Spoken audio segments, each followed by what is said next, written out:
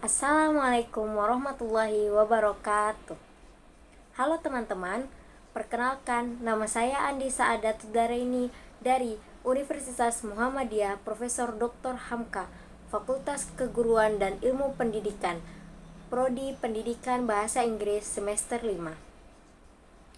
Alhamdulillah, pada tanggal 28 September dan 29 September, saya bersama 6 rekan saya, yaitu Badrina Alfi Istiqomah, Nur Aulia Rahmi, Sakina Ar-Rohmah, Ismi Kolbi Maharani, Fahira Agustina Alfarois, dan Harisma Yusuf telah melakukan pengenalan lapangan persekolahan 1 atau yang biasa disebut dengan PLP, yaitu berupa wawancara kepada pihak sekolah. A few moments later.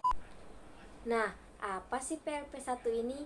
PLP 1 adalah tahapan pertama dalam kegiatan pengenalan lapangan persekolahan atau pemagangan yang dilakukan mahasiswa semester 5 FKIP UHAMKA. Kegiatan ini adalah mata kuliah wajib yang ditempuh pada mahasiswa semester 5 FKIP UHAMKA. Nah, tujuan PLP 1 ini adalah untuk menumbuhkan landasan jati diri dari seorang pendidik melalui beberapa kegiatan di sekolah, dan juga untuk mempelajari beberapa aspek pembelajaran dan pengelolaan pendidikan di dalam sekolah. Nah, dalam kegiatan PLP 1 ini, sekolah yang kami tuju adalah SMK IT Aisyah Jakarta Selatan. SMK IT Aisyah ini terletak di Jalan Aslih nomor 9, RT 9, RW 1 Cipedak, Kecamatan Jagakarsa, Kota Jakarta Selatan, Daerah Khusus Ibu Kota Jakarta. Kami berkesempatan mewawancarai 2 narasumber, yaitu yang pertama ada Bapak Rudi Hartono SPDI selaku Kepala Sekolah SMK IT Aisyah. Yang kedua ada Bapak Budi Santoso SPDI selaku Guru Pamong, dan dia mengajar pada pelajaran matematika. Pada kesempatan kali ini, saya ingin menyampaikan hasil wawancara dalam kegiatan PLP 1 kami. Terus bagaimana? Berikut videonya. Ada yang melanggar.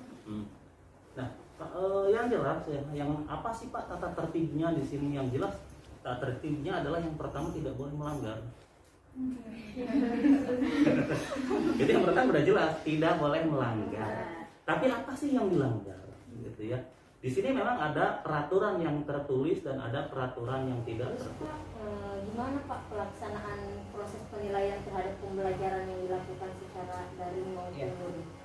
Kalau proses penilaian itu bervariatif ya. Kalau untuk secara daring, daring itu penilaian kita berdasarkan kedisiplinan dan tanggung jawab siswa. Siswa aktif enggak? A few moments later. Dari wawancara tersebut, kami mengetahui informasi seputar SMK IT Aisyah. Dari kepala sekolah, kita mendapat sedikit penjelasan tentang yang pertama yaitu karakteristik para murid, kemudian tata tertib sekolah, ekstrakurikuler sekolah, struktur organisasi sekolah, dan kegiatan seremonial formal. Yang pertama yaitu karakteristik. Nah, karakteristik harus dimiliki oleh setiap para peserta didik, yaitu sikap spiritual dan sikap sosial. Nah, di SMK IT Aisyah, mereka lebih mengutamakan praktek-praktek ibadah. Tetapi tidak ada pemaksaan kepada para peserta didik. Jadi, mereka seperti yang dinamakan internalisasi, yaitu sedikit demi sedikit tentang penguatan sikap spiritual.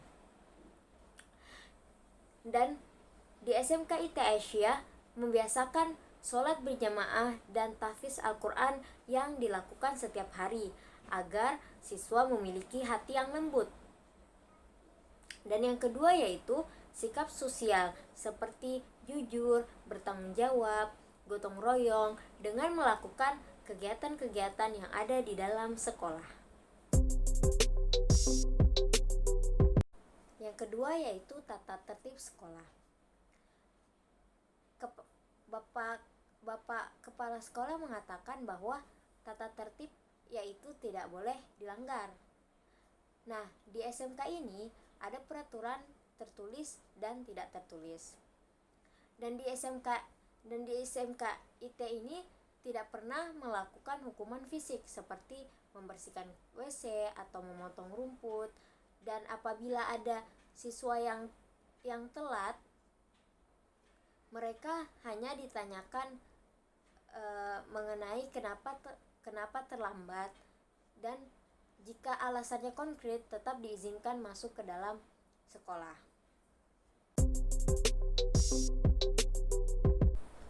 Yang ketiga ada ekstrakurikuler. Nah, selama pandemi ini ekstrakurikuler ditiadakan. Adapun beberapa macam ekstrakurikuler yaitu ada tapak suci, pramuka, dan broadcasting. Dan adapun salah satu kegiatan yang diadakan selama satu semester sekali ataupun 2 kali yaitu mengadakan mabit. Yang biasa kita kenal adalah mabit, yaitu malam bersama iman dan takwa. Kemudian yang keempat ada struktur organisasi dalam sekolah. Nah, pembentukan struktur organisasi dalam sekolah dimulai dari pemilihan kepala sekolah. Nah, di atas kepala sekolah ada dinamakan dengan majelis pendidikan. Mereka yang menentukan tetapi tidak langsung menunjuk, tetapi berdasarkan penilaian.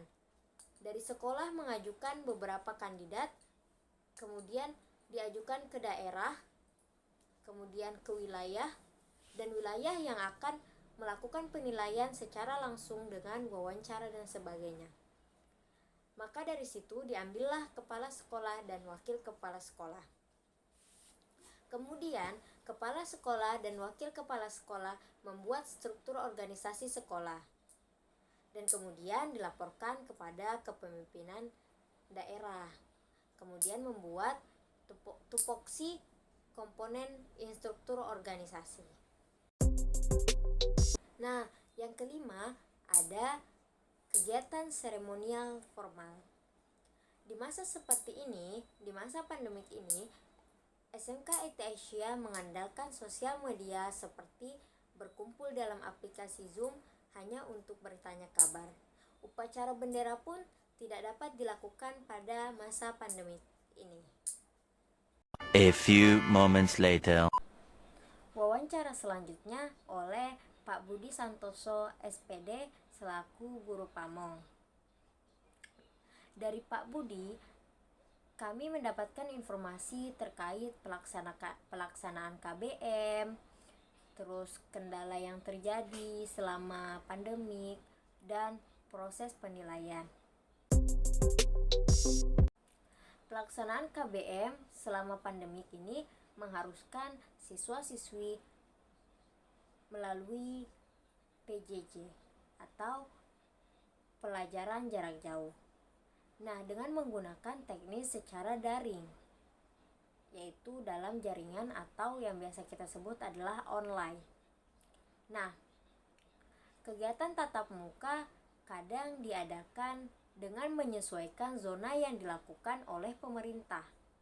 Ketika level 1 dan level 2 masih bisa dilakukan dengan tatap muka dan melakukan pemetaan dari peserta didik asalnya dari zona apa, pengajar didik dari zona apa, kemudian kriteria kesehatan apakah sehat atau sakit, dan itu adalah menjadi salah satu pertimbangan akan dilakukan tatap muka. Nah, karena SMK adalah sekolah menengah kejuruan yang mana 70% adalah praktik dan 30% adalah teori, sehingga dalam mata pelajaran kejuruan dalam sepekan sekali atau 2 kali untuk melaksanakan tatap muka untuk melatih minat peserta didik. Kemudian ada kendala-kendala selama pandemi. Nah, kendala dari tenaga pengajar yaitu waktu. Karena selama pandemik, waktu menjadi tidak normal, yang biasanya 45 menit menjadi 30 menit. Itu pun dibatasi sampai jam 12. Nah, kemudian kurang aktifnya ikutsertaan peserta didik dalam Zoom sehingga kadang 15 menit atau sampai 20 menit hanya digunakan untuk menunggu peserta didik ataupun absen, sehingga materi tidak tersampaikan dengan baik. Nah, kemudian kendala dari orang tua, yaitu masih ada peserta didik yang tidak mempunyai gadget, sehingga orang tua harus mengeluarkan uang untuk membeli gadget. Itu pun gadget terkadang ada beberapa siswa yang di dalam satu keluarga hanya menggunakan satu gadget. Nah, kemudian yang terakhir yaitu kuota. Karena seperti yang kita ketahui bahwa kuota sangat mahal, dan tetapi alhamdulillahnya sekarang ada bantuan kuota dari pemerintah. Nah, yang terakhir yaitu proses penilaian. Proses penilaian secara daring berdasarkan kedisiplinan dan tanggung jawab siswa, aktif dalam pengumpulan tugas, dan aktif dalam kegiatan-kegiatan. Kemudian jika proses penilaian secara luring tentunya sama seperti normal, yaitu secara tulis, kemudian penilaian pengumpulan tugas, dan sebagainya. Sekian pemaparan laporan hasil wawancara atas kegiatan PLP1 yang kami lakukan. Semoga bermanfaat. Saya mohon maaf bila ada kesalahan kata. Wabillahi taufiq wal hidayah. Syukron. Assalamualaikum warahmatullahi wabarakatuh. Berikut adalah dokumentasi SMK IT Aisyah.